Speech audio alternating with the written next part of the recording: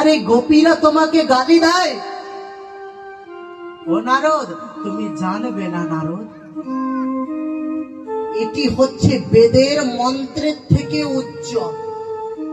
এই গোপীদের যে মুখে চোর, এই চোরটি জানবে বেদের মন্ত্র।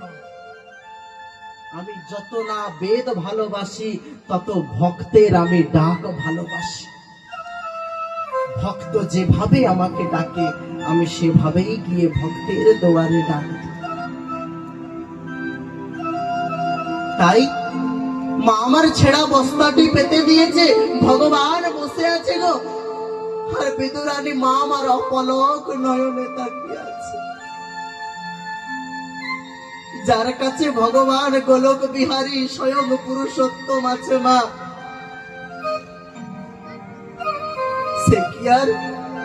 সে কি আর অন্য দ্রব্যে লক্ষ্য রাখে গো? সে কেবল ভগবানের চাঁদ মূরতিটি দর্শন করে, সে কেবল চাঁদ মূরতিটি দর্শন করে আর নয়ন জলে কাঁদে, প্রভু এতদিনে কৃপা করতে এলে প্রভু। আজ যখন কাঙালের ঘরে এলে, আজ যখন অভাগিনীর ঘরে এলে, এই অভাগিনীর কাছে আর তোমাকে দেওয়ার মতো কিছু নাই দয়াময়। কারণ তো তুমি ভক্তের অন্তরের জানো, তুমি তো ভক্তের অন্তরের জানো না। তোমাকে আর কি বলে জানাবো, তুমি তো জানো আমার ঘরে কি আছে আর কি আছে। শুধু ওটা তুমি যখন দেখবে এখন কম থাকছে, আর একটু কম করবে। তৎক্ষণাৎ অন্তর্যামী ভগবান বলে উঠলেন, মা মা, তোমার ওই বগিচার মধ্যে কলা পেকেছে গো, আমি দেখে এলাম। কৃষ্ণ, তুই কলা খাবি? হ্যাঁ মা, আমি দেখে এলাম গো, তোমার ওই কলার গাছে এক কাঁদি কলা পেকেছে। মা বিদুরানী দৌড়ে গেলেন মা গো, আর ভগবানের জন্য আঁচলে করে কলা তুলে নিয়ে এসেছে। খা কৃষ্ণ খা।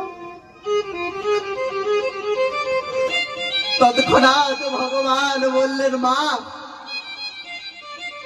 পৃথিবীতে আমি সব কাজ পারি, কেবল আমি পৃথিবীতে দুটি কাজ আমি পারি না।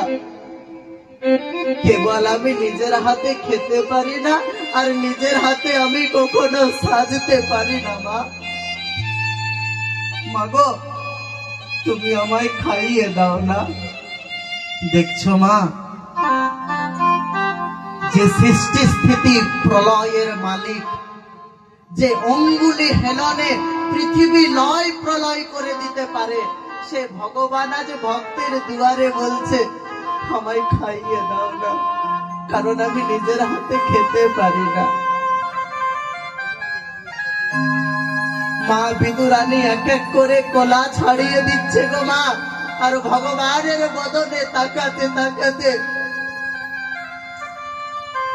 কলার শ্বাসটি ফেলে দিয়ে কলার চোখাটি ধরে দিচ্ছে, খা কৃষ্ণ খা, তোকে দেওয়ার মতো আমার কাছে আর কিছু নাই, কৃষ্ণ খা।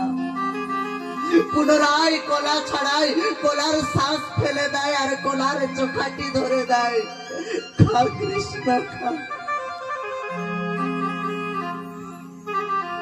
আবার এক এক করে কলা ছাড়ায়, আবার ভগবানকে কলার খোসাটি ধরিয়ে দেয়, খা।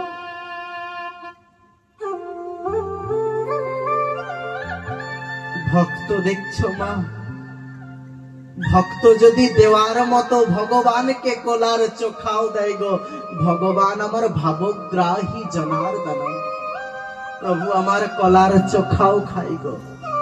তবে আমাদের কাছে কেন খাই না? কারণ আমরা দিতে জানি